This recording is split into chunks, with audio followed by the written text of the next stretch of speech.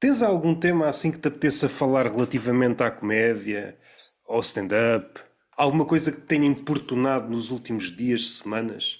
Por acaso vi um vídeo, antes de mais boa tarde às pessoas, ou boa noite, ou bom dia, consoante. O meu pai diz sempre bom dia, então eu tenho essa nota. Toda a gente conhece alguém que só diz bom dia. E Mas eu depois vi por essas acaso, pessoas são mal vistas, não é? Tu pois só dizes são, bom dia, tu não conheces as outras expressões boa noite e boa tarde. que é a Essa tentativa do autismo ser socialmente aceito. É qualquer coisa desse género. É qualquer coisa desse género. Mas eu por acaso vi uma coisa que é um tabu no stand-up. A gente está aqui sempre para os tabus do stand-up, que era o crowdwork. O Jezelnik disse que era contra o crowdwork, ou que não gostava. E eu achei isso bem engraçado. Talvez que é um comediante porque a comédia dele vem muito de ser assim desligado do público.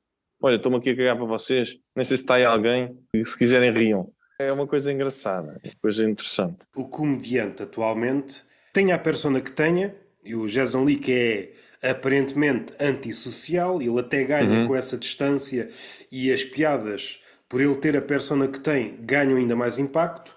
Só que, por força das situações ou por o embalo da sociedade e, entre aspas, sociedade dos humoristas, como se fosse uma sociedade secreta, é quase uma amarraste linguística. O humorista não quer ser secreto, quer ser visto. Mas quase todos os humoristas têm um podcast. Começamos a desmantelar essas ideias. Se ele tem essa persona em palco, se ele diz isso em relação ao crowdwork, o que ele quer no podcast é uma relação próxima com as pessoas. Eu acho que em stand-up dá para manter essa postura, mas em podcast parece-me que é outra coisa. Há comediantes que são exatamente ao contrário, por isso é que eu achei isso engraçado. Por exemplo, o Schulz é conhecido pelo crowdwork, né? Sim, A gente, digamos assim, não só, mas também, mas pronto. Ou seja, há uns que é só crowdwork, há outros que é. Até porque eu tenho agora uma. Comecei a postar uns vídeos antigos que eu tinha uma espécie de um sketch que fiz há uns anos e estou a recuperá-lo. Sempre gostei muito de fazer sátiras aos comediantes, um bocadinho. Este é aquele. Este é o outro. Porque há certos estereótipos, sei lá, há aquele comediante que eu costumo dizer que só que é sempre, tem sempre um bocadinho de ofensivo, né? Eu acho que as piadas são sempre um bocadinho ofensivas. Por exemplo, temos o comediante que é tipo Malucos do Riso. Piada fácil, não se preocupa muito com a punchline ser muito boa. Especialmente isso no TikTok é assim, é preciso fazer para acertar e as pessoas riem-se daquilo. Olha, é aquilo mesmo. Eu no outro dia fui ao supermercado e era mesmo assim. Nem precisa de ser tecnicamente muito bom. Depois já o PID da técnica diz: não, a setup tem que ser assim, tu tens que quebrar a expectativa, tu tens que não sei o quê, tens que fazer o callback lá para trás, isso está tudo mal, vais reescrever, olha, lê este livro. Há também o tecnicista. Depois já há a mulher, né, que diz que basicamente que os homens fodem mal e etc. E ficou grávida e fala sobre a gravidez. essa é a mulher típica no stand-up em Portugal. Mais ou menos, mais ou menos. Eu não Neste estou a momento, dizer que aquilo que tu estás a dizer é mentira. Os sim, sim. homens tendencialmente fodem mal. Sim, sim, sim. No Mas eu acho que entanto, normalmente fala muito de relações, vá simplificando. Fala dos datings que sim, foram falhados, né? Que vai ter mais piada os que falharam dos que acertaram, né? E a gente já falou que 2 ou 3 vezes também, mas isso mantém-se, eu acho que dá um lamirezinho, como diz o povo na mesma, que é o stand-up está um pouco variado. Eu noto isso. E eu ia dizer uma coisa, até se calhar pode ser um bocado ofensiva para as pessoas que podem ouvir, mas eu às vezes também sinto que o público está um bocadinho. Estou à procura de uma palavra suave. Eu não queria dizer embrutecido, mas o público parece que está pouco. Não sei muito bem, parece que precisa de piadas muito simples, precisa de coisas pouco. Que não façam pensar muito. Eu noto isso cada vez mais. E especialmente dá 1 ano e meio para cá. Acho que se nota mais. Por exemplo, fazes uma referência um bocadinho histórica. As pessoas já não sabem aquilo. Também não estou a dizer que vamos falar da Madeleine McCann ou do Rui Pedro. Pronto, isso para algumas pessoas já é mais antigo, né? Mesmo coisas retros, de anos 90 e assim, ou mesmo coisas da atualidade, não sabem quem foi o primeiro-ministro, que houve um problema que o governo caiu. Né? Eu lembro uma vez não sabiam, pronto, isso pode ser meio específico, mas havia um caos nas urgências e o pessoal não sabia do que é que eu estava a falar. achas que é uma espécie de desligamento? As pessoas estão-se a tornar tão aliadas. Aquilo que lhes interessa é o que está a bater nos trends do TikTok. Tudo o Eu acho que é um resto, bocado de algoritmo trap, meio que isso. Eu já senti isso um bocado. a causa para o problema não é só uma, é múltipla. Pois. E se analisarmos este fenómeno como público e comediante, por vezes é um fenómeno circular. Não sei onde é que começa, mas o comediante, quando está a preparar um vídeo para as redes sociais, o processo que faz e muitos deles já inconscientemente, isto está a bater, é isto que eu vou Pois. fazer. Normalmente até esse é o critério que faz com que determinado vídeo avance ou não avance. Para dar uma referência, se calhar os que nasceram agora já não entendem. O ananás no Na Mercadona. pizza. Na Ah, sim, Mercadona. na Mercadona. Toda a gente fez qualquer coisa sobre isso, porque era a Pois. cena. E eu depois que também perdi também há, se calhar as pessoas sentem o que eu senti. Pronto, agora já perdi um bocadinho o timing, já não vale a pena. Uma corrida ao ouro, sendo que é uma corrida ao ouro que não se prolonga durante meses, dias, e tu tens de estar disponível para poderes ir. É quase como se estivesse sempre à procura da viralização. Vou sair à noite à espera que haja merda para eu ter um assunto. E desdobrando isto, tanto o comediante está à procura do tema mais falado, é como se fosse uma espécie de marketeer. Quais são os termos mais procurados? É isto que eu vou atacar esta semana. E o público, por força de ver toda a gente a falar das mesmas coisas, também é só isso que lhe interessa. Naquela semana em que toda a gente está a falar do ananás em determinado contexto, deixa-me lá pensar em cadeiras castanhas. Ninguém se interessa, a não ser que haja um fenómeno qualquer com cadeiras castanhas. Aí toda a gente fala a distinção entre o que interessa e o que não interessa. O que é empobrecedor é se calha no trend ou não calha no trend. Tudo o que calha no trend é como se fosse abençoado. E começa a ser difícil juntar comédia e comédia política se tu estás sempre atrás de qualquer coisa que pisca. Eu não sei até que ponto fazes comédia política. A comédia política, quanto a mim, necessita de um olhar panorâmico. Temos alguns humoristas que só fazem humor desse carisma político. E tem que sempre acontecer alguma coisa. O jovem conservador de direita e o Ricardo Araújo Pereira. Se queres discutir política, tens que ir mais fundo. O que é isso do trabalho? E porquê é Pois que é a isso. maioria das pessoas leva ao trabalho como se fosse uma religião? É ir ao fundo. E ir ainda mais fundo, uma questão que um filósofo italiano levantou há coisa de anos. Porquê é que o salário atualmente funciona como uma chantagem? E é a partir daí que começa a discussão que pode ir para o raciocínio humorístico ou não. Agora está a falar de merdinhas que passam num dia e no outro já não interessam. Isso não é bem político. Isso não Sim, mas afeta. eu por acaso, já que falámos nisso, não sei se tens percebido disso, eu acho que os políticos hoje em dia estão muito tiktokizados. E estas eleições, se calhar, são o expoente máximo. Eu tenho seguido alguns, os que eu concordo e os que eu não concordo. Eu acho que isso começou um bocado com o Ventura. O Ventura tinha um vídeo muito viral, que foi muito interessante, entre aspas, que tinham todas essas coisas quase de humorista, que era aquele o gajo tinha as mãos e ia passando com uma faca, da confiança, e o Bloco de Esquerda também tem. Hoje até trouxe uma coisa que eu até sou sincero, que eu até tenho a mania às vezes que sou culto e não sabia o que eles disseram. Foi uma mulher que inventou o monopólio e que depois o monopólio foi vendido, foi roubado por um homem que foi vendido à Parker. Eu não sabia essa história, sou sincero. Mas fazia-me todo o sentido. Eu não sei se estou a fugir do tema, mas eu acho que não. Acho que isso também tem a ver com os gatilhos do riso. Eu também vi um estudo, eu passei meio por acaso, o algoritmo me trouxe, que é as pessoas quando veem uma coisa com a qual concordam, que validam uma tese. Imagina que eu acho que, sei lá, as mulheres são todas más. Se eu vejo uma notícia que diz mesmo isso, os meus receptores de dopamina ativam-se logo e eu fico meio que satisfeito. Sim, e já viram que o grau de satisfação é quase como um risco de coca. Essa ideia segundo a qual procuramos a verdade, cada um em maior ou menor grau, e só isto já é um amarrasto linguístico, na verdade o que nós procuramos são versões que favoreçam a nossa narrativa. Exato. Nós queremos mais nutrientes para a nossa narrativa. E qualquer coisa que vá para os antípodas da nossa narrativa, rejeitamos. Aos poucos, cada um de nós cria uma relação. Aquilo é uma espécie de religião e no máximo transforma-se num dogma. A maioria das pessoas não está disposta a discutir seja o que for. Pois até acho que as pessoas, muitas vezes, não sei se estou a dizer é errado, se alguém já disse aqui, se fala a tua opinião, eu acho que hoje em dia as pessoas até gostam mais. Ou seja, porque é que as pessoas gostam da piada do humorista X? Muitas das vezes é porque concordam com ela. É aquilo que eu estava a dizer. Muitas vezes, quando se vai a um sítio lá neutro, um bar qualquer, que a gente não conhece o público, por exemplo, que é diferente se for um teatro, em que as pessoas já conhecem a pessoa, querem ir ver, mas a gente vai a um bar e não conhece. E a pessoa ri e diz aquilo, é isso mesmo. Ou seja, a pessoa identificar-se e dizer, olha, eu realmente, quando andava na escola, os professores eram assim, eu realmente, quando caí e fui para o hospital e que o atendimento foi assado, e às vezes isso é mais importante do que a punchline em termos técnicos ser muito boa ou whatever. Eu acho que as pessoas querem muito isso. Por isso é que alguns depois resvalam em comícios e em TED Talk. Alguns comediantes hoje em dia fazem TED Talk em vez de stand-up. Tanto no estrangeiro como cá. Aí é a relação que está minada, não é o comediante nem o público. Ambas as Pois. partes parte tudo de uma cena chamada uma espécie de sentimento uterino. Tu já não queres a surpresa, porque a surpresa no limite pode dar-te uma realidade com a qual não te identificas, mas indo mais além, estranhas e repudias. E muita da comédia vai neste sentido de não te oferece surpresa. É uma espécie de réplica daqueles jogos infantis em que tu estás a brincar com o bebé e o bebé sorri porque sabe o desfecho. Por força de repetires o jogo, ele já sabe o que é que segue no jogo. Sim, E sim. muito da comédia foi para aí. Porque a surpresa atualmente, o mundo em geral, mas o mundo das artes em particular, está tudo sinalizado.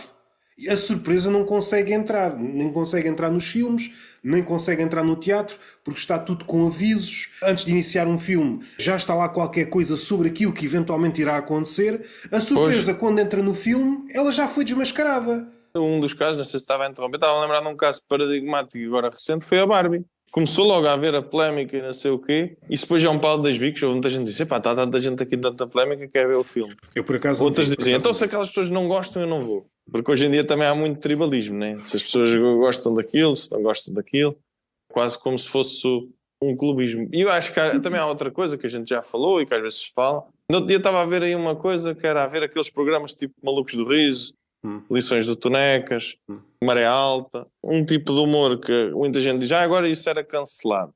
Eu não sei muito bem se era cancelado ou se é as pessoas que já não gostam dele ou se ele não funcionaria. Porque as pessoas depois também se vão, o ser humano não ser de hábitos, né? Fora-se habituando a outras coisas. Eu acho que por acaso os batanetes vão voltar. Vi isso outro dia. Normalmente defendemos-nos, principalmente os humoristas, que dizem uma coisa, dizem isto por alto e sem nenhuma cama à volta para dizer o que é que isto realmente significa. A comédia evolui e depois podem desdobrar. Beijo. O público evolui, o comediante evolui, mas falta dizer, evolui para onde? Em relação ao quê?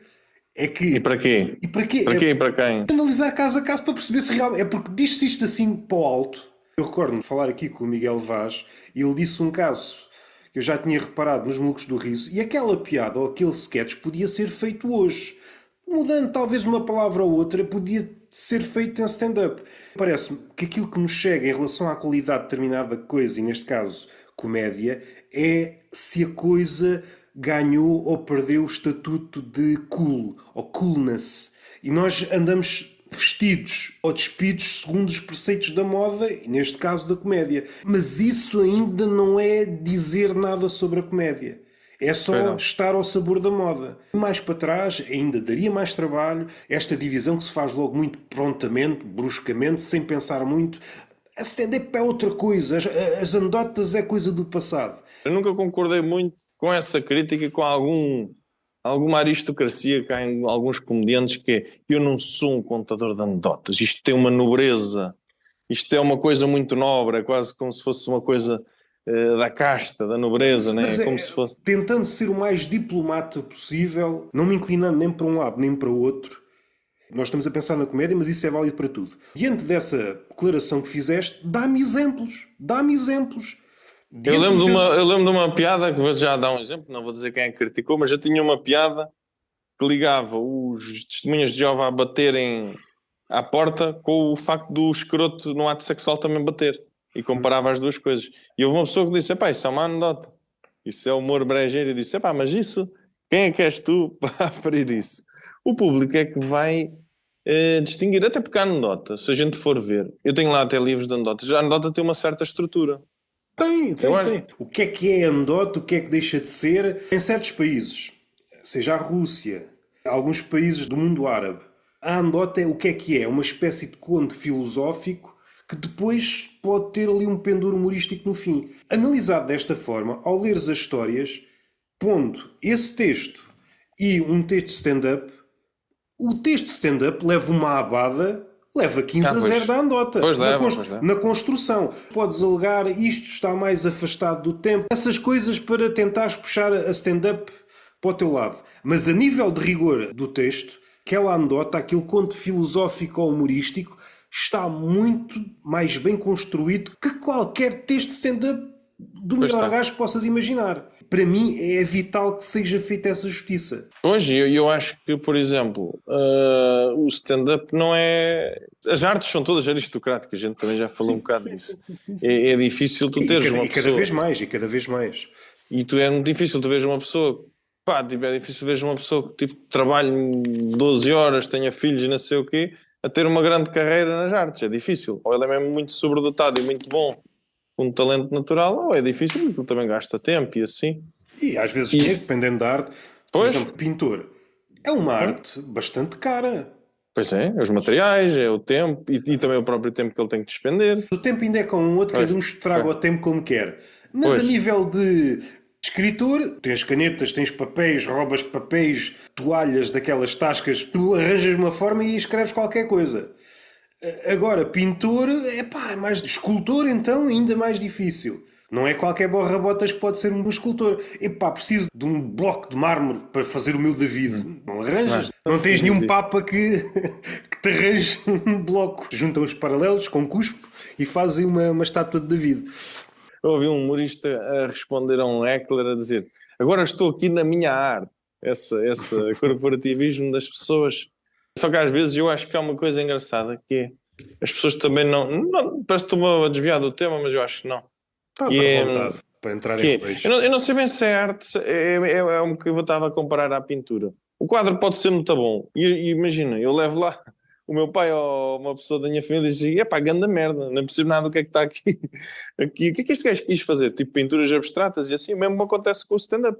O gajo até pode ser um comediante muito bom, mas estar com o público errado pode acontecer. E acho que isso depois leva um bocado a que o pessoal se castra todo e que andamos sempre todos a falar da mesma coisa, o tal captar o buzz. Por exemplo, eu vejo que é um programa qualquer que está a bater e tem algum potencial. Olha, até eu me lembro agora de um agora moderno. Por exemplo, Big Brother já é muito descarafunchado, já há pouco por onde pegar, é sempre igual. Mas eu, por exemplo, a SIC tem um que é o Casados já à Primeira Vista. Que é pessoal que não se conhece, vai casar, não sei se tens visto, sabes o que é, ou se já viste. Sei o conceito, não vejo, mas estou Pois. a par do conceito. E eu também sou sincero, essa ânsia, também já fui ver uns episódios a ver se havia lá algum material. E é claro que vai haver o material padrão dessa situação, né? Então vão casar pessoas que não se conhecem.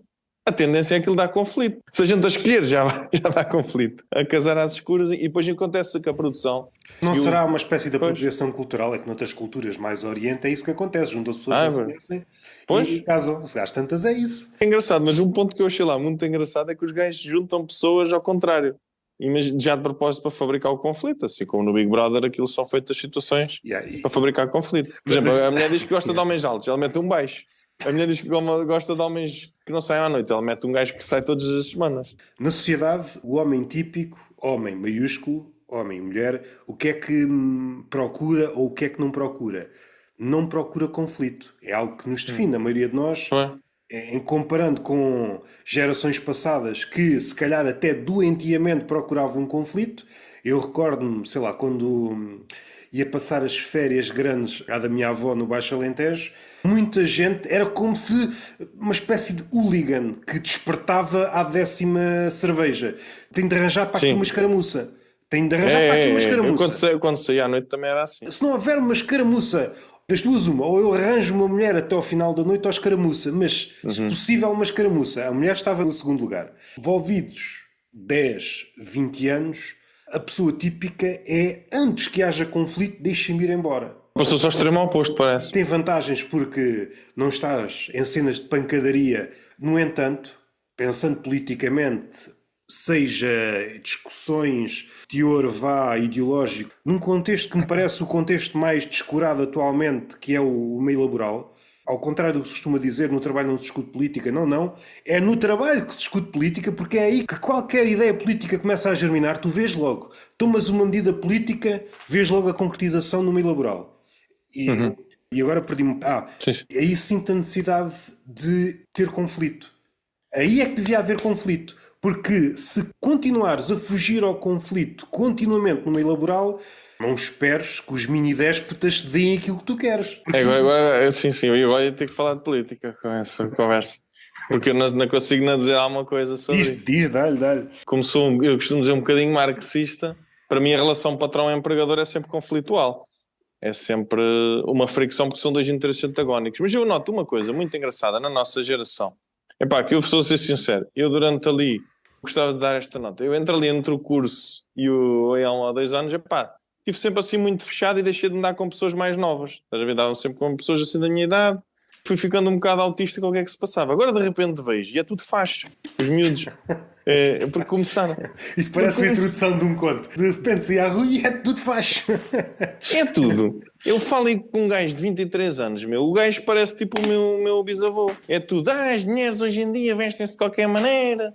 É tudo. O homem está a perder a sua centralidade. Engoliram aquilo da Red Pill. Eu no dia até fui ver. Para ser sincero, não estou a dizer mal do rapaz aqui que se pode defender, por acaso até estou, que é o Numeiro. Eu não sei o que é que o gajo. Grande número. Tudo o que sai daquela boca, ele consegue essa proeza de não acertar em nada. No boxe também não acerta em nada. Há uns tipos em Portugal que podem estar a falar 5 horas seguidas e não há uma frase que se aproveite. Não há uma frase que se aproveite. Ele consegue essa proeza. Estamos a viver uma coisa. Epá, eu não sei agora o nome, tu és uma pessoa que saberá isso, saberás dar o nome a isso certamente. Mas estamos a assistir um bocado a quase um paradoxo que é a comédia e o ridículo está-se a tornar a realidade. Aquelas pessoas, é um bocado como há um bocado eu vi um artigo parecido sobre isso, não é bem isso? Mas, por exemplo, é como o gajo da Alfama do Gato Fedorento, agora manda, tem poder. É bem engraçado. Aquele gajo que a gente gozava, esses estereótipos que os outros humoristas antigos, quando eu era adolescente, pronto, que toda a gente conhecia, por exemplo, o Gel, os seus personagens do Homem da Luta e do Carlinhos o Machista Gay. O Carlinhos o Machista Gay hoje seria do Chega. Isso é bem engraçado. E ele hoje em dia é um estereótipo real. Eu quando olhei para aquela cena do gajo do Chega do Grindr, disse, olha, Carlinhos o Machista Gay do Gel reencarnou. É que é mesmo, e é bem engraçado, a ficção agora tornou-se a realidade. O que é que vem daqui? Eu não sei se a ficção se fundiu com a realidade. Eu parece-me que aquilo que aconteceu é uma espécie de homenagem aos Estados Unidos, mas antes dos Estados Unidos é preciso dar, como é que é a frase? A César o que é de César. Antes do Trump, e se calhar há outros para trás, mas temos de parar em algum lado. O Berlusconi é um Trump antes do Trump. O que é que ele fez e depois o Trump aperfeiçoou e agora há sósias do Trump em todo o lado, na Argentina, em Portugal, por todo o lado. Os seus defeitos, com algumas ampliações num certo... Uns se calhar não são tão histriónicos, mas se calhar são um bocadinho mais inteligentes. É como se tu estivesse a criar uma personagem do FIFA de raiz. Tu tens um determinado atributos, só que os atributos são sempre no sentido de criar o melhor déspota. E tu, vou pôr o quê? Vou pôr tudo no bigode, inteligência, vou pôr tudo onde? E os Estados Unidos é fácil para perceber isso. Essas figuras estão de costas voltadas para a realidade. Tudo o que dizem está completamente desligado da realidade. Não é, são tipo autistas, com todo o respeito dos autistas. O autista, estando centrado no seu mundo, às vezes acerta. Só que o Trump, ele está desligado. Ele é uma espécie de gajo que está a falar do mundo sem nunca ter olhado para trás e aí é que está o mundo. Está a falar sem nunca ter visto o mundo. Vais por aí abaixo e encontras exemplos diluídos. Alguém, um gajo muito rico, português, quando ele fala, seja do que for, ele está completamente desligado da realidade. Sei lá, um grande empresário, coisas do salário mínimo, ele nem sabe. Sim, eu sou suspeito de gostar do Ventura, mas ele chamou a atenção para uma coisa nos debates que eu tenha sido outro, que era a perguntar quanto é que custavam os ovos, quanto é que custava o leite. Isso é um bocado de populismo barato, mas eu acho que também é importante. Porque as pessoas, tipo, as pessoas hoje em dia... E não, eu acho que eu ia dizer, nós todos temos o nosso mundinho em parte. Ninguém conhece toda a gente, sei lá, por exemplo, quem anda de transporte já há muitos anos, é natural que não saiba quanto é que é o passo da Carris. Quem não anda de comboio há 20 anos, dificilmente vai perceber o que é andar na Ferde. Mas isso é uma cena, mas a outra cena que há, que me parece que é mais do nosso tempo e é mais perversa porque dá ilusão a essas pessoas e outras como essas de entrarem em contacto com os desfavorecidos, é o modo turístico como nós andamos na cena. Nós pomos uma camisa com padrões, vamos aos sítios onde a miséria abunda, porta-vozes desta miséria. Não, tu não sabes nada. Tu continuas a não saber nada. Não desviando do tema, mas acho que a esquerda às vezes já é um bocadinho vende mal, porque tu olhas para a esquerda e os candidatos da esquerda são sempre funcionários de sindicatos, são sempre pessoas muito da Torre de Marfim, muito... Por exemplo, olhas para o Paulo Raimundo e aquilo tipo não tem carisma nenhum. Ao mesmo... E quando têm também são dizimados, mas isso era outra questão. Contrariam, pelo menos em parte, a sua tradição. Uma figura como o sindicalista, figura mais ampla, o sindicato, podes incorporar numa genealogia de contrapoder. E vais vendo que tombaram todos. Os sindicatos tombaram, o que há uma performance. O jornalismo tombou, o que é uma performance. O que é que sucedeu em maior ou menor grau em todas estas bolhas. O humorista também tombou, mas por outra razão, converteu-se à religião dos números. O jornalismo perdeu o seu vigor porque precarizou-se a profissão. Como ele está sempre na corda bamba, não pode dizer seja o que for. Tem que... Pois. Epá, Acabou o jornalismo de investigação, meio que está a acabar. Os poucos jornalistas que eram incómodos vão morrendo, e agora há um canal que faz jornalismo de investigação. No meu entender, faz sempre ao mesmo lado, que é o Now. Se tu fores ver os jornalistas de investigação, é o quê? É os tuk-tuks que são do Bangladesh e não sei o quê, é ir ao bairro do Bem Formoso e mostrar os indianos a fazer não sei o que mais. Atenção, eu não nego que é muita gente e também haverá gente má. Isso é um... Eu acho que falta às vezes um bocado, quando se fala de imigração, agora já falei disto, mas já me afastei do tema, já agora é uma nota, porque acho que isso também tem a ver com o humor. Que é um estereótipo muito padrão, né? Tipo, de fazeres o cigano rouba, é um estereótipo padrão, o preto tem a picha grande, aqueles estereótipos do humor clássicos. Quando a gente pensa que isto é neutro, eu não acho que seja assim tão neutro. Isto está ligado a uma narrativa que nos era passada, né? Na altura não falámos nisto. Choquei-me como as pessoas às vezes não têm a sensibilidade, ou então sou eu, que sou muito utópico e muito coisa destas coisas, muito pido ou muito woke, vá. E eu vi um anúncio para uma empregada de limpeza. Era um sítio que estava a recrutar várias pessoas. Estás a ver? Era um ginásio. E estava a recrutar técnicos de educação física, não sei o quê. Então aparecia um jovem, né? Tipo, para o técnico de educação física. Para a nutricionista aparecia uma senhora de bata. Quando era para a empregada de limpeza, aparecia uma senhora mesmo africana, preta, com a vassoura na mão. E eu disse, quem é que é o gajo do marketing que não percebeu nos dias de hoje o que é que está aqui a fazer? E eu acho que ele até pode ter feito aquilo sem maldade, estás a ver? Inconscientemente, se calhar, está lá aquela coisa. Eu lembro-me de ser, e até eu não estou a dizer isso, eu se for a um centro comercial, a chance das pessoas que eu vejo a limpar e a varrer serem negros é gigantesca. Especialmente em Lisboa, por exemplo, no Colombo, era 100%. Eu vivi muito tempo perto do Colombo e ia lá muita vez. Era sempre a servir à mesa e a limpar, 90% eram negros. Era sempre assim. Tem algum fundo de verdade, né? Tipo, aquilo não é da nossa cabeça, essa coisa. Mas pronto, isso é outros assuntos. Esse, mas se calhar outro exemplo, se calhar mais fácil para perceber aquilo que eu vou dizer, é o preço do nosso conforto. Quando eu digo nosso, de alguns, até porque não uso esse serviço. Do iFood e não sei o quê, né? Sim, do Uber Eats. Eu também não gosto. Eu nunca pedi, não quer dizer que de hoje para amanhã bate com a cabeça. Não pedi e até hoje recuso-me. Eu acho perverso. Parece que estão a subsidiar a preguiça. Estás a ver? Eu próprio sinto-me mal. Quer dizer, estou aqui no sofá e estou a mandar um gajo vir-me entregar comida porque eu sou preguiçoso. Quero para ir buscar, quero para ir confeccionar. Não sei, parece que me sinto mal. Há uma ideia que nós não descansamos enquanto não transformarmos todos os países numa espécie de Estados Unidos no que tem de pior. E neste caso um dia abrem-nos a porta e todos são gordos de 300 quilos. Porque já não precisamos sair de casa. Todas as casas viraram entrepostos, atiram-nos coisas para casa porque o mundo é da eficácia e velocidade. As supostas empresas de entrega, os trabalhadores também estão a ser pagos por unidade de encomendas expedidas. E então já não é minha encomenda. Lancei para um jardim, mas para onde? Para uma casa qualquer. E a economia está-se a tornar esta grande farsa. Não é? De hiperconsumo. Eu lembro-me, eu por acaso sou sincero. Mas é do hiperconsumo, mas eu acho que agora já está a extrapolar para algo ainda mais. Não sei se é diabólico, se é algo mais doentio. O que é que se supunha? É que em todas as trocas, em trocas comerciais, e tendo em conta supondo a coisa estava num sítio A e o sítio B é o sítio do comprador, antes tu tinhas de deslocar ao sítio. Nos últimos tempos, o que é necessário é que o dinheiro pingue de alguma forma, seja físico, seja eletrónico, seja pago Bitcoin por nudes, haja um processo de transação e depois a coisa eventualmente pode ou não parar na tua casa.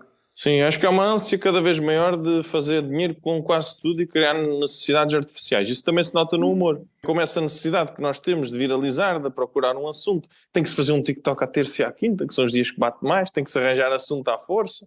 Ali é a mesma coisa. À mercadoria tem que se criar uma dependência das pessoas. Tem que se criar um marketing agressivo que tu tens que andar de Uber, tu tens que pedir comida para casa, tu tens que mudar de roupa há não sei quantos anos. Eu no outro dia disse, olha, eu uso umas calças ainda de quando tinha 15 anos. E as pessoas acharam aquilo disruptivo. Eu disse, não, eu deixei de crescer.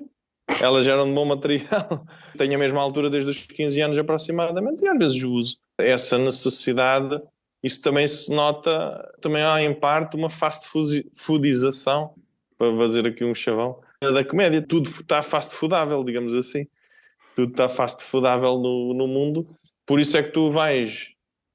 não estou a dizer, pronto, o open mic sempre terá que ser pouco tempo, né? Mas isso é óbvio que é uma pessoa com pouca experiência, ou que está a experimentar uma coisa também não quer estar há muito tempo. Está sempre à procura de uma coisa que bata.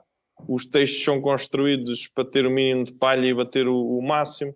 E qualquer dia acaba-se com o storytelling, porque é um humor muito maçudo. Pode até ser o próximo passo. As pessoas não têm a noção como isso está a impactar nas coisas. Isso também acontece, por exemplo, com os OnlyFans e assim.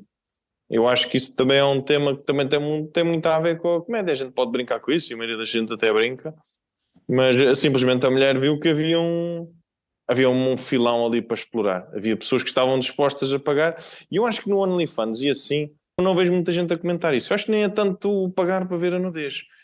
É as pessoas pagarem para ter contacto com aquela pessoa, cada vez mais é isso. Ter acesso à vida daquela pessoa. Aí se calhar é mais difícil porque tem Pois, essa camada da nudez, mas sim, tens pois, razão. Onde fica mais visível é serviços como a Twitch, em que às vezes é só pois. isso, como não há nudez, a pessoa acha que ao pagar, dar uma doação, fica mais próximo do seu Uhum. streamer. Ou seja, cria essa Sim, sim, ilusão. sim. E E às no vezes OnlyFans também, porque podes falar com a pessoa, acho eu. consegues interagir de uma forma, vá, direta entre aspas, com o streamer ou a criadora, neste caso, de conteúdo adulto, quanto mais dás, a ilusão de que, eventualmente, se cruzassem, até nos Sim, sim. tornaríamos amigos, barra Sim, sim, namorados, sim. barra casal, vai sempre num crescendo e às vezes acaba mal. Acaba mal. Pois. Acaba mal, pode acabar mal. Há relatos até de atrizes porno que começaram a ser stalkeadas e assim. E muitas das vezes a sociedade é preconceituosa. Eu acho que o humorista também sofre um bocado disto, se calhar não tanto assim, mas é. O humorista e a atriz porno têm um bocado um problema que é. E depois? Parece que nunca, aquela pele nunca desce. O humorista não está sempre a brincar, nunca é uma pessoa que fala a sério, que é muito cansativo, as pessoas sabem que os humoristas que nos ouvirem, é muito chato tu ir sempre a um sítio de família, não sei o quê, então contai uma piada, não sei o quê, sobre mim, não sei o quê, disse, então mas eu nem te vejo há 20 anos e não sei o que mais, não sei nada sobre ti, mas faz, então vocês sabem sempre fazer, e a prostituta é a mesma coisa, então abre aí as pernas, não sei o quê, vai-te aí a gritar, a ganir como estavas na internet. Acho que essa desumanização que a sociedade tem também acontece muito nestes campos que as pessoas estão a exigir, já não é para pagar o bilhete, exijo aqui que a pessoa seja a minha Mas a escrava, própria, digamos assim. onde há sexo envolvido, sexo pago, Pois. parece-me que é gritante. Mas aquilo que me parece mais preocupante é que isso não está circunscrito a esses redutos. Parece-me que chegou a todo ao lado. E onde me parece que devia pôr em alerta todas as cabecinhas minimamente pensantes é no meio laboral. E há aqui uma Pois. relação que parece fácil. Quanto mais pedes ao trabalhador, até onde é que se pode ser humano?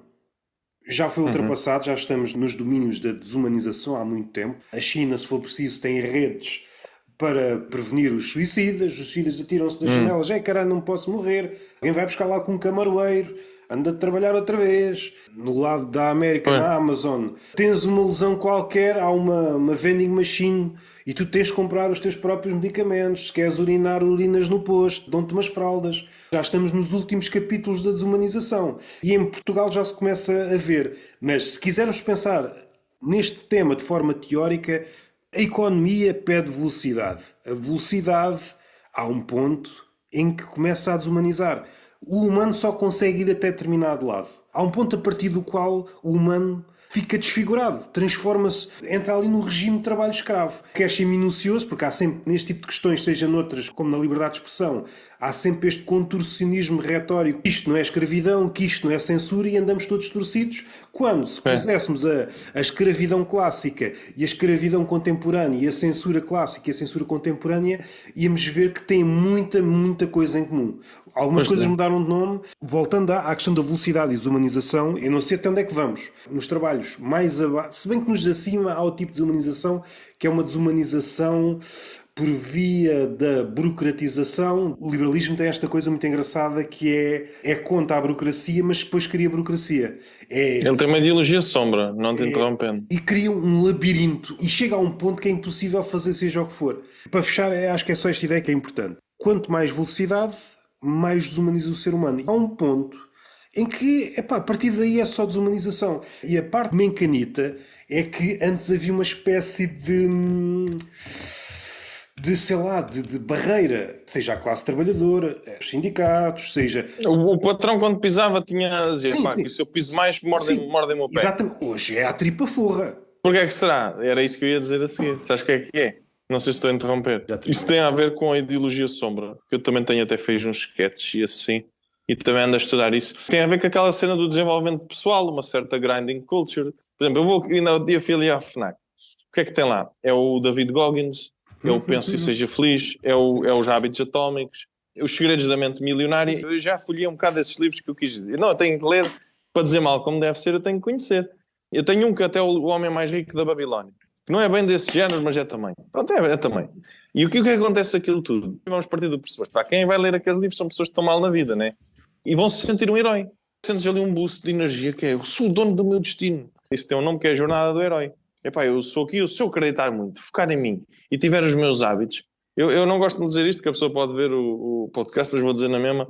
Eu conheço uma pessoa das mais pobres que eu conheço. Inclusivamente, posso até dar um exemplo. Uma vez num treino desmaiou e chegou-se à conclusão que desmaiou porque não tinha dinheiro para o carboidrato, que é o mais barato, que é o arroz, a batata, o feijão. Como gostava muito de treinar, mas não tinha dinheiro, apagou. E essa pessoa está sempre: desenvolvimento pessoal, acordar às 5 da manhã, clube às 5 da manhã, mente milionária, foco e fé, foco e fé, foco e fé. Foco e fé é um belo nome para podcast. Foco e fé. E depois nós vamos ver, porque as pessoas, isso é uma grande vitória do capitalismo ou o que seja, é meter os pobres a pensar como os ricos, com a ilusão que um dia vão ser ricos.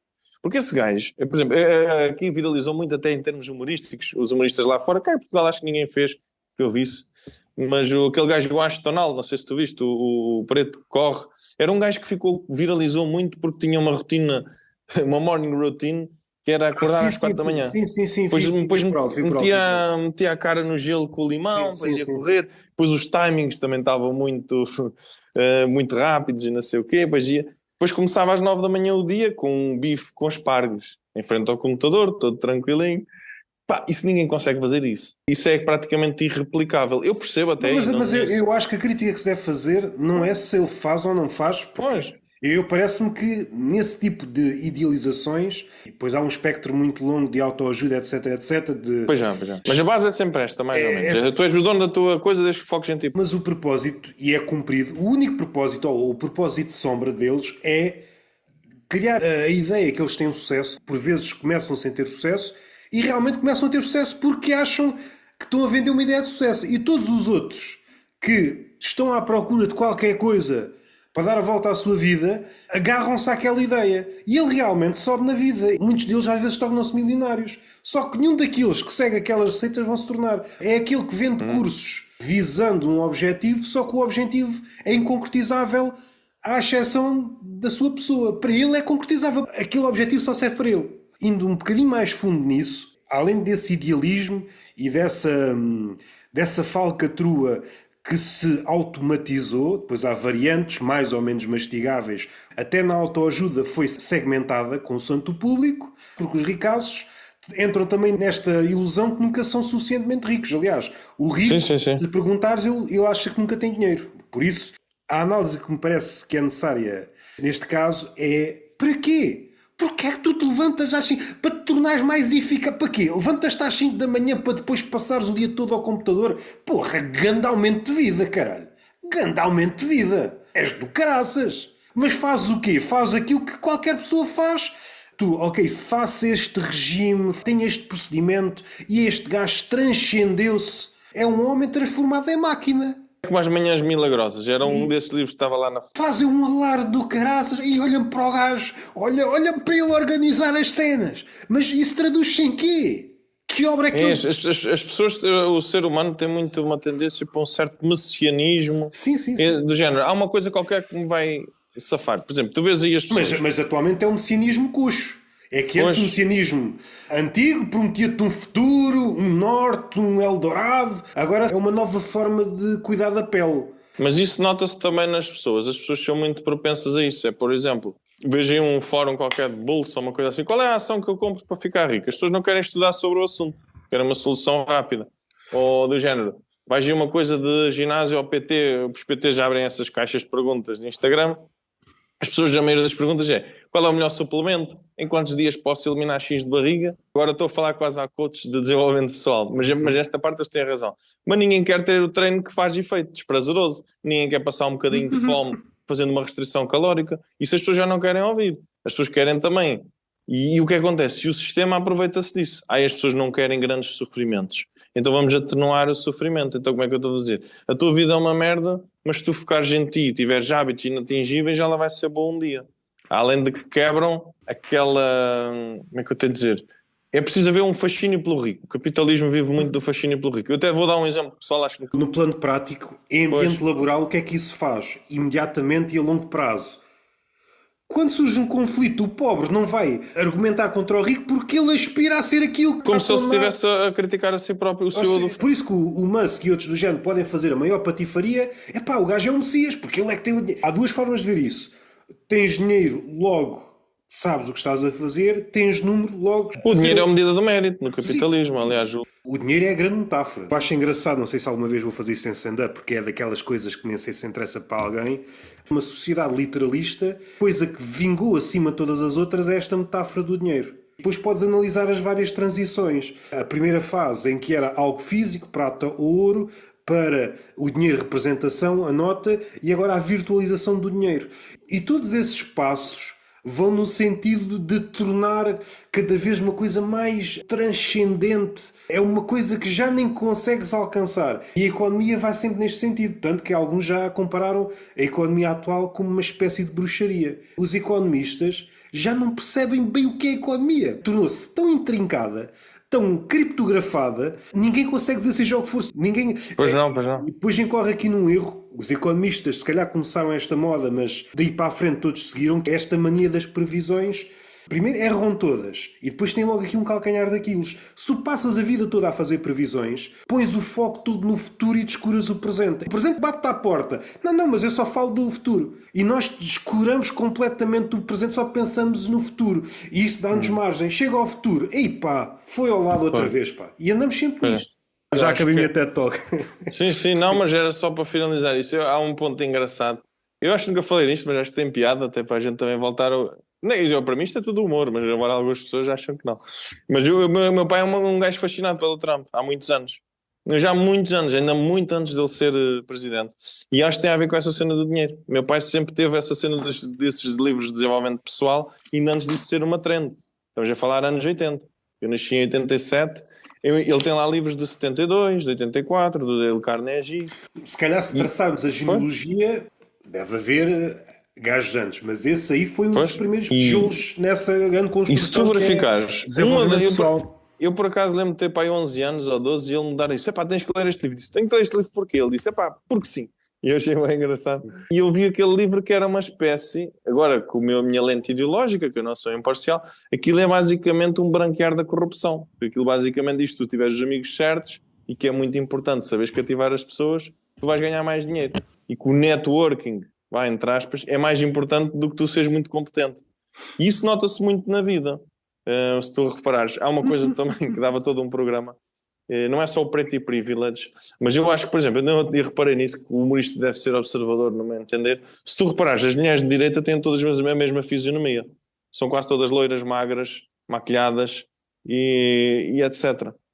Parece que eles querem estar rodeados daquelas mulheres. Eu acho que também o fascínio das pessoas pelo homem, como o Trump e assim, é o fascínio pelo rico e pelo poderoso, do género. Como é que aquele gajo conseguiu aquilo? E eu até tinha um familiar... É uma abstração, é uma ficção. Ele não conseguiu nada, só que o sistema promove canalhas. Para prosperares como um canalha, tens de ser um ganda canalha. Não podes ser um mini canalha, um canalha médio. Tens de ser um e para ser rico tem que ser um bocadinho. Eu acho que para ser rico tem que ser um bocadinho sociopata. Do nível do Trump, tu tens de ser um dos melhores da tua área. Não podes ser medianamente patife. Tens de ser um gajo do caraças, vai a fundo. Por isso é que eles gostam muito no desenvolvimento pessoal da cena do foco objetivos, traça uma meta e vai. Implicitamente está ali uma mensagem também. É claro que isso também pode ser aplicado ao desporto e a não te distraires e não sei o quê, mas eu acho que isso tem muito a ver com isso. E no humor, isso por acaso... Imagina, isso até tem algum fundo de verdade, porque imagina, se tu és humorista que escreve todos os dias... e que é obcecado em atuar e está sempre a pensar naquilo, em princípio, vai ser melhor do que aquele que se lembra na véspera de escrever, a menos que ele seja mesmo muito bom e tenha um talento inato e seja muito bom a improvisar. O gajo que é obcecado, em regra, vence dos outros. Só que fazer pessoas obcecadas, seja com que assunto for, também tem um preço. E nós somos todos obcecados com a performance, porque há um ponto interessante. O capitalismo, eu acho que tem uma parecença com o culturismo, que é no capitalismo vende-te uma coisa que tu nunca consegues chegar. A indústria do fitness também tem um bocado isso. Mete sempre um culturista, tu só consegues lá chegar vivendo para aquilo e tomando drogas, mas vende como se tu te esforçares chegas lá. É a mesma coisa com o desenvolvimento pessoal, que é se tu te esforçares e não sei o quê, mas já essa nuance do Dale Carnegie é muito importante, que é se tiveres os amigos certos. Eles não podem dizer a verdade, não podem dizer, olha, faças o que fizeres, nunca vais chegar lá. O mais engraçado, eu acho que este ponto é importante, é como se tu é que se tu chegares lá e disseres a verdade, é quase como tu contares o fim da piada ou spoilares o filme. Matas o público. Irrita-se. As pessoas imaginam. Se tu quebrares a fantasia da pessoa, é como as crianças quando dizem, pois Natal não existe, a pessoa fica triste. Mas aqui não é triste, é raiva. Não. E então acontece aquela coisa que eles se blindam, uma coisa deles que eles têm, que é... Aquela ideia de culto. Aquela ideia de culto. É aquela ideia de culto que é, sai para lá com a tua negatividade. Eu não quero dar com pessoas negativas. Eu quero com pessoas focadas. É muito difícil dinamitar um culto. Não faltarão na vida de cada um dos elementos do culto pessoas de fora que dizem, olha, tem cuidado, olha que isso já é bué estranho. E a pessoa convence, e aquilo é preciso estar cair lá dinamite e o líder sair não sei para onde, violações em massa, para, se calhar, e mesmo assim, bom, mas há violações, há mortes, mas esta ideia e aquela se calhar ainda se aproveitam. Sim. Eu tenho a certeza que se o Trump fosse acusado de violação, vamos imaginar um caso extremo, também vai ser extremado, para a gente perceber o que a gente está a dizer. Eu acho que se o Trump fosse acusado de violar a filha, e se soubesse, ele não perderia metade dos apoiantes. As pessoas iam dizer que isso era a grande mídia e que não sei quê, e o grau de fanatismo das pessoas era uma coisa... Eu já perdi essa esperança. Há um livro do Bill Liddy que é Como Elegemos Sociopatas e Podemos Deixar de o Fazer, que ele dá umas pistas sobre isso. As pessoas não coisa. É a mesma coisa que o André Ventura. O André Ventura, aqui, talvez em Portugal, acho que só mesmo se ele fosse condenado por pedofilia. Acho que mesmo que se ele roubasse alguma coisa, um offshore ou assim, ia continuar com a mesma cena. Esquecendo agora este lado político todo, o que é que tem feito rir, independentemente da razão, assim nos últimos tempos do humor? Eu vi que fizeste um vídeo num dos temas quentes das últimas semanas, o caso do Rui Sinel de Cortes. Sim. O que é que achaste interessante nesse... Eu achei engraçado. Já eu fiz vou ser sincero, também tive de ter cuidado com o plágio, porque o jovem conservador de direita e com a sua página Livros da Pizza disse quase tudo o que eu ia dizer. Então também tive que ouvir o podcast dele. Não sei se tu gostas. Eu, por acaso, gosto desse podcast e gosto de ver. E acho que isso é bastante interessante. No Rui Sinel de Cortes, lá está, eu também vou ser sincero, que eu também sou parcial. Nós já vemos a nossa tese ser validada, a gente gosta. E havia lá uma série de validações, por exemplo, o facto... isto aqui é mais controverso do que eu vou dizer, mas há ali uma espécie de uma ligação de extrema-direita com o humor negro que se vai desenvolvendo nos últimos anos. Isto eu acho que isso vem-se desenvolvendo. E também há outra coisa que se desenvolve ali, que era uma pessoa muito privilegiada, pareciam esses mentores de coaches, era uma pessoa muito privilegiada, aliás, estudou no colégio e não sei o quê, a falar sobre a dificuldade da vida. Agora, em termos mais técnicos e mais... para também não estar sempre a dizer, acho que ele também falou ele também é um humorista que prova uma coisa que eu acho que cada vez é mais verdade, que é os humoristas, para fazerem qualquer coisa, têm que ter um grupo, ou pelo menos ter um grupo de pessoas que se sentem e ajudem. Ele também teve o dele, e acho que ele também fez uma cena que, como teve aquela situação lá com o público e estava a cair um bocadinho assim na opinião pública, tentou também limpar a sua imagem, e acho que hoje em dia também, quem vai reagir, hoje em dia isto já é uma bola de neve, também sou honesto, que nós também procuramos um bocadinho o rage bait. Eu lembro no TikTok, eu tive um vídeo a cascar no Miguel Milhão e foi o meu com mais visualizações. Porquê?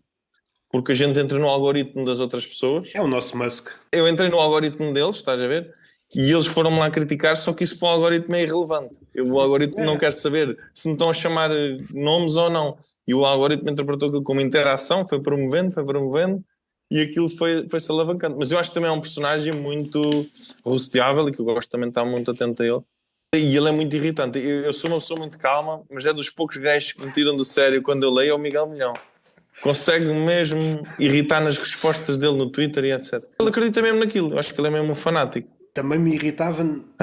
É aquela figura privilegiada, como ascendeu tanto, ele acha que está num lugar privilegiado e ele é que está a ver as coisas, os outros não. Acredita muito ali num conjunto de ideias. Nem o pessoal dos Estados Unidos já acredita que é o sonho americano. Continua a acreditar, como se os Estados Unidos fosse a cena. Mas a cena para quem? Para meia dúzia? Para quem está muito bem, os Estados Unidos é do caraças. Para o resto... E é um país muito caro, é um país muito caro. Já mesmo em termos de imigração, já ninguém gosta muito de imigrar para lá. Já não tem a imigração em massa de outros países, mesmo ali dos vizinhos, acho eu. Provavelmente, não sei se foi o primeiro, mas se calhar uma das vozes mais importantes, assim, não inicialmente fanáticas, que foram abrindo as portas para algum extremismo. Ao início, não é que fosse neutro, mas era um gajo que parecia inofensivo.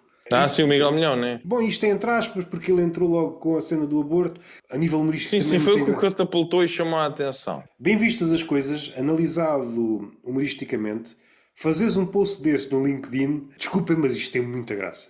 O LinkedIn tem graça por si, o LinkedIn. Porque ninguém tem uma vida má. Mesmo quem é desempregado está à procura de novos objetivos, novos desafios. Se o Ministro das Finanças fizesse as contas ao PIB tendo como base o LinkedIn, nós éramos, sei lá, que país. Tudo é CEO de qualquer coisa. Não, hoje em dia eu também tinha um texto sobre essas coisas, é que deixou de haver empregos de merda. Yeah. Tipo, mesmo que tu trabalhes na reposição, tu és sales manager de Grupo Jerónimo Martins. É um bocado por aí. Tu não és, mesmo que tu trabalhes a varrer o lixo, tu és gestor da higiene urbana. Parecem duas coisas iguais, mas... Sim. Uma cena é a pessoa que põe ela própria achar que está numa posição que não é dela. Outra coisa é quando isso entra na corrente sanguínea da empresa e a própria empresa, os altos cargos, pensam que estão a dar uma cena do caraças. Toma lá o crachá de chefe de turno. Ganhas a mesma coisa? Ganhas, mas tendo em conta que trabalhas mais, é um presente envenenado. E as empresas atualmente são só presentes envenenados. Pois é. Muitas das pessoas são seduzidas por títulos. Pois. Podes olhar para baixo como podes olhar para as classes altas. As classes altas estão hipnotizadas por títulos. Os próprios nomes do pessoal das classes altas é um título. Aquilo não é um nome próprio. Aquilo é um título. E às vezes confunde-se este tipo de conquistas. Quando entramos no campo do ativismo, passar de sem-abrigo para pessoa em condição de sem-abrigo. Vulnerável, sei lá. E grande ganho civilizacional. Porra, grande ganho, pá. Também não concordo muito com isso, É como a representatividade e a inclusão. Pode haver exploração à vontade, mas desde que haja uma lésbica e uma pessoa trans no Conselho de Administração está tudo bem. Estão a vê-los? Então calem-se. Podem espezinhar o pessoal à vontade, desde que haja representatividade e inclusão. Mas eu acho que o Milhão também faz aí uma volta de só um bocadinho atrás, faz também um bocado uma ideologia sombra. Eu acho que também isto talvez para também falar um bocado de que o humor também faz isso, que as pessoas não gostam que eu diga isso, mas o humor também molda um bocado a opinião. Eu acho que isso... Eu não concordo nada, para também ter aqui um soundbitezinho, eu não concordo nada com aquela visão, e já concordei, sou sincero, já mudei de opinião, mas não concordo nada com aquela ideia neutra de... eu costumo gozar com isso, dizer, é só uma piadinha, bro. Não é bem só uma piadinha, porque tu lembras da contra-informação. Muita gente conheceu os políticos pelo boneco da contra-informação. O boneco era tão forte. Eu até próprio, no Pinto da Costa... Quando pensava no Pinto da Costa, pensava no boneco da contra-informação. Tal era a força da caricatura e do stand-up. E, por exemplo, eu quando pensava numa pessoa do Benfica, pensava naquele boneco que a Maria Rueff fazia com o Herman, do gajo taxista. Eu pensava sempre que alguém me falava em alguém do Benfica, eu pensava naquilo. Portanto, o humor tem uma grande força de contar uma história. Deve haver estudos psicológicos sobre isso. Tu contares uma história com humor, prende mais a atenção e a pessoa gera tipo adesão, estás a perceber? A punchline, por isso é que uma punchline de fecho tem que ser mais forte. É aquela imagem que a pessoa vai levar de ti. Não sei se sou mais pessimista, pensando em stand-up no espetáculo, pode dar essa ilusão durante o espetáculo que atingimos uma grande comunhão, que o humorista é uma espécie de George Carlin que está a dizer isto está mal no mundo, toda a gente aplaude, toda a gente ri, quando isto acabar vamos mudar o mundo. Depois vai o humorista e o público para a sua casa, já toda a gente esqueceu. Mas não era bem isso que eu estava a dizer, acho eu. Mas essa coisa de mudar o mundo a seguir em relação àquilo que já aconteceu. Pensamos que isto só existe agora. Não há nada para trás, nem haverá nada para a frente. Nós somos os últimos dos Sim, últimos. sim, sim. Isto É o começou fim da história, é como o capítulo. mas não é bem por isso, porque nós temos uma versão mais infantil. Achamos que isto é nosso e começou connosco e vai acabar connosco. Nem somos totalmente apocalípticos. Isto foi feito para nós. Sabes aqueles Pois, gajos que estão na estrada, às vezes não vão na faixa deles, pois, vão no meio, a e depois estrada é minha. cruzam-se com um gajo que até vai na faixa correta e fazem-te uma cara de mau. Na cabeça deles, não construíram as estradas todas para mim. Pois. É como se Sim, estranhasse. sim, sim, sim. Que nós não somos o centro do mundo. Embora os livros de autoajuda nos digam que sim. Que só o presente existe. Se acreditarmos nesta ideia que o humor muda, ou pelo menos que alguns humoristas conseguem mudar, ainda que seja pouco, é que depois olhas para o lado, já apareceram grandes filósofos, grandes oradores, grandes Pois. escritores, grandes não sei o quê, e nenhum deles mudou assim. As ideias Pois, estão aliás, aí. temos o exemplo, até não estou a criticar a pessoa em concreto, mas temos o Gozar com Quem Trabalha, que é um programa de humor muito visto e não sei o quê.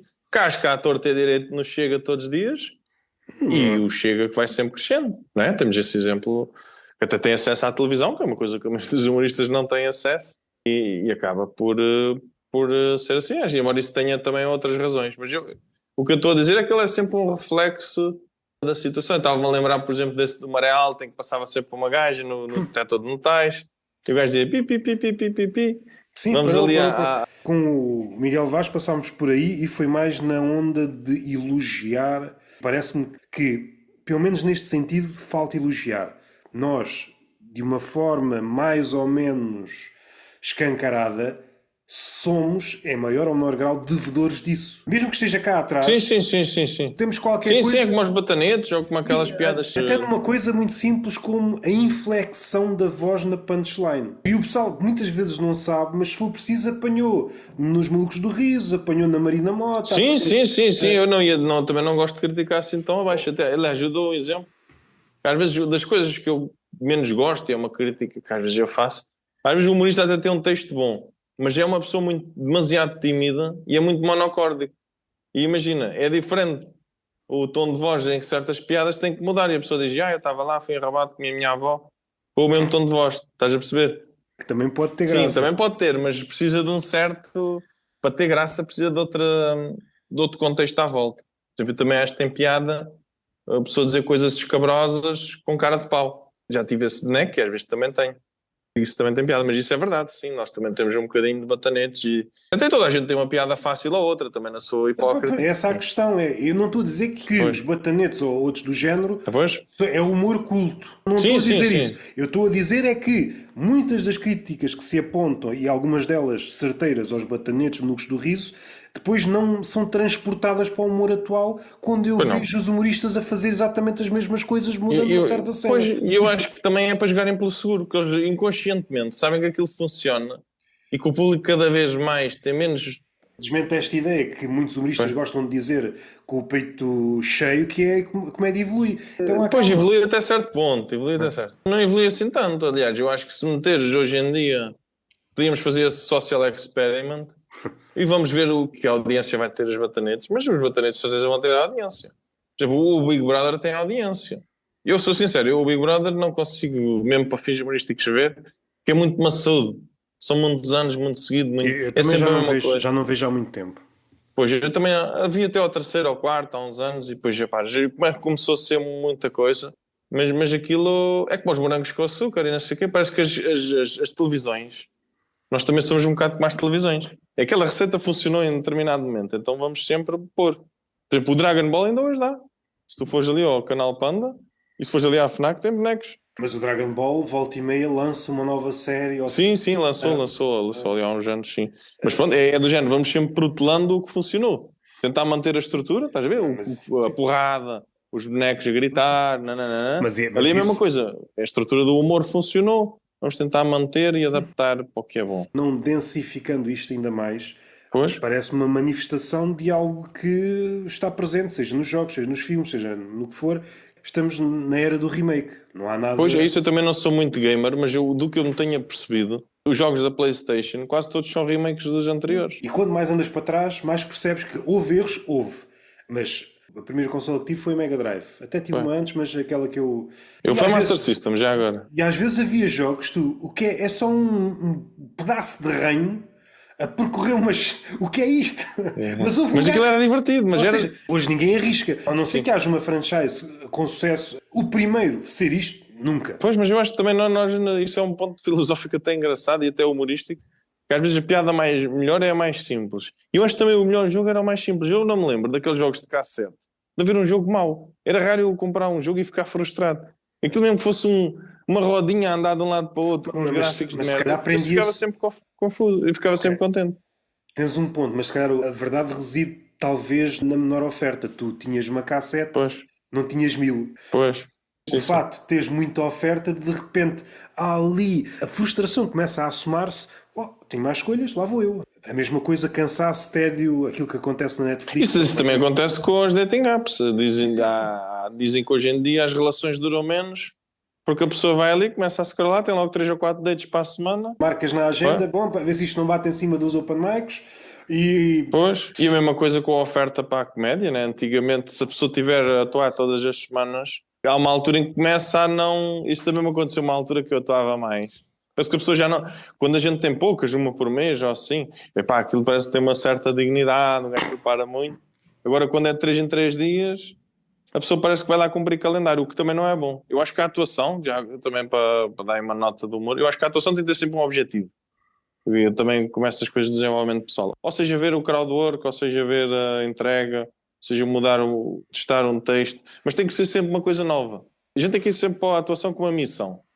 Eu vou ali experimentar uma coisa qualquer, nem que seja a roupa ou não sei o quê. E acho que é importante as pessoas filmarem-se sempre. Esse perfeccionismo de alta performance, que é das poucas coisas que estes livros de desenvolvimento pessoal têm razão. Aí tem razão.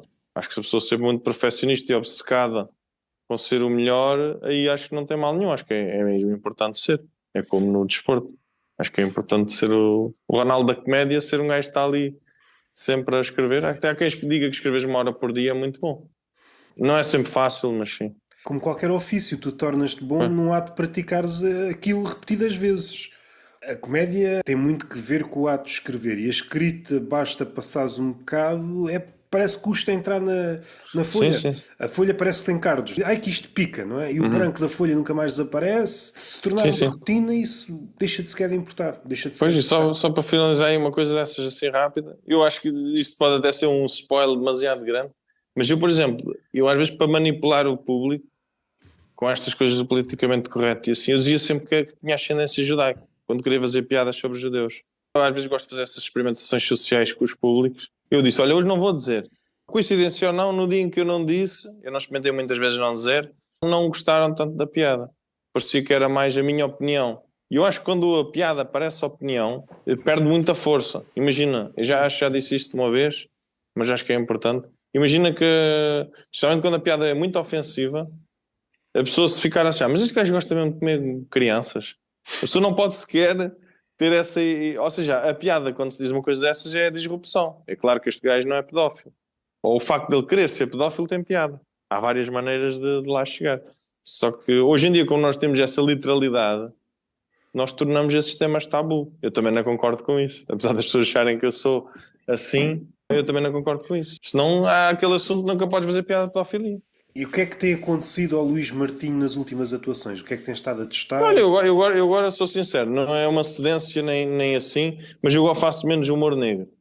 Olha, tenho feito, como fui ler esses livros que despertou-me essa curiosidade, falo um bocado sobre coaches, fiz até um crowdwork da última vez engraçado com um brasileiro, os brasileiros têm ali uma série de estereótipos que eu gosto de explorar, e os brasileiros gostam muito de coaches, com o ecossistema do Instagram também, com os algoritmos, então eu tenho estado a desnegrificar, já não gosto de fazer tantas piadas sobre a morte, já não faço tantas piadas da morte, do Holocausto, etc. A menos que esteja o humor negro no cartaz, também para me desafiar e para não ficar com as calças na mão, como se diz na gíria. Até correram bem os últimos em que eu experimentei esse texto assim já mais diferente.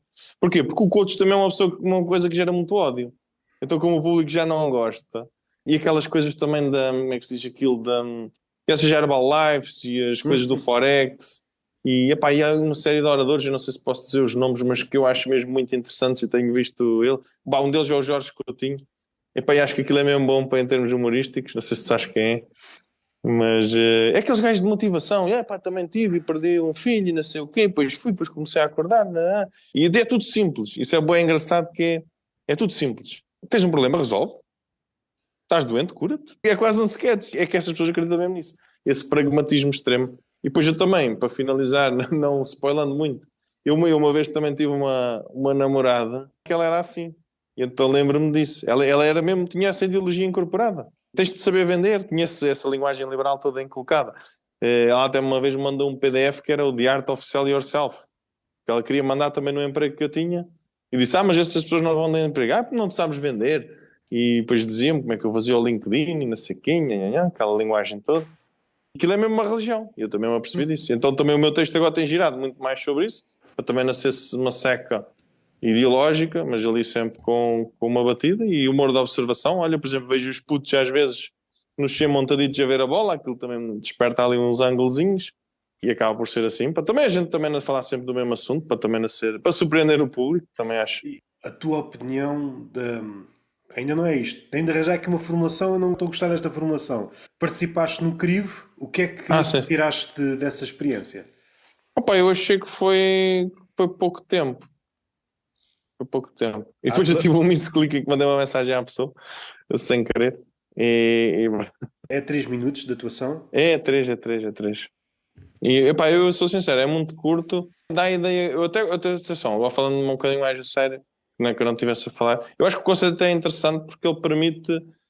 Imagina, o conceito depois de conversar com o humorista permite que uma atuação de merda seja salva, por exemplo. Yeah. Pelo menos uma das duas coisas já ter piada. E se não tiver, também há pouco tempo eles cortam e vêm o próximo. Ou seja, eu acho que acaba por ser, como público, é uma coisa bastante apelativa, eu acho. Acho que é uma coisa diferente e bastante interessante. Como humorista, acho que já não é tão interessante assim porque ficas muito dependente. É assim, vais ter que levar o best-of e depois ter um bocado de sorte com a conversa como vai gerida. Talvez levar um texto que leve para uma conversa boa, mas pronto. E o público é bom, porque o público vai mesmo. Eu acho que o público que paga bilhete e que vai para teatro é sempre diferente. É diferente tu ir a um bar onde o gajo às vezes esquece de avisar que há stand-up, as pessoas estão lá a beber e calhar olharem. É outra atenção. Mas eu acho que também é importante, como diz o outro, fazendo aqui o calão, comer um bocadinho dessa merda nos bares também torna a pessoa resiliente, como dizem essas pessoas, do mindset, não é? Sim. Finalizando, e para fazer aqui um callback às palavras da tua ex-namorada, queres vender-te? Queres promover-te? Posso-me vender? Olha, porque agora não. Olha, agora para quem quiser ir, vai ver aí o Carica Comedy Club, é uma coisa tentada aí outras pessoas têm tentado aí a ver, também dei lá um toquinho com elas, vai ver se acabem. E se calhar também lá vou, no dia 10 de maio, e depois vai continuar, verem lá a página deles. E eu também ia de andar por aí, também vou aí à cena do Pop-Up Comedy Club, que é um rapaz que teve emigrado na França, então tem o sotaque muito engraçado para ser de host. Então eu também vou lá às cenas que ele tentado organizar, vou aos dois próximos, e é um bocado por aí. Eu é mais bares de momento ainda. Gosto da adversidade, né? Agora faço para me fazer caro. Gosto da adversidade. Mas acho que sim, porquê? Porque quando bateres nos bares em situação adversa, bates em qualquer lado. E onde é que as Então, pessoas te podem seguir? podem seguir no TikTok Martinho Comedy 87. Se comprarem coisas da Prozis, provavelmente não vão seguir. E é Luís Martinho 1 no Instagram e Luís Martinho no Facebook. É só pesquisar o nome. Também acho que não há assim muitos, pelo menos de microfone. E pelo menos com ascendência judaica também não. E se quiseres recomendar alguma coisa, um comediante, uma cena que tenhas visto, dizes e Não termina. estava a recomendar essa cena da Carica Comedy Club, para estarem atentos ao que vai lá a ver. E, podcast este e os teus. E, eu não tenho nenhum, para ser sincero, não tenho nenhum. Também vou. Digo quase sempre a mesma coisa, tipo cassete, mas já há sempre uma novidade ou outra. Podcast assim não tenho grande noção. Para o caso vi o do José Nico, ele não precisa que eu o promova. Tem lá coisas engraçadas e pronto. E havia, às vezes eu vejo outros também que não são de humor. Vejo o do Joe Rogan para tirar coisas para dizer mal, às vezes. Também é bom. Podcast para termos uma noção do que é os Estados Unidos. É isso. Porque não agora fora brincadeiras, para finalizar, eu até gosto quando ele fala de artes marciais, que eu já pratiquei judo. E ele até tem lá algumas coisas interessantes em termos ideológicos. Agora há muita moda do Krav Maga e do MMA. E ele também fala nisso. Quem gostar do tema e de artes marciais é um podcast que às vezes tem coisas engraçadas, apesar de eu não concordar com ele. Está feito, não se mexe mais. Obrigado.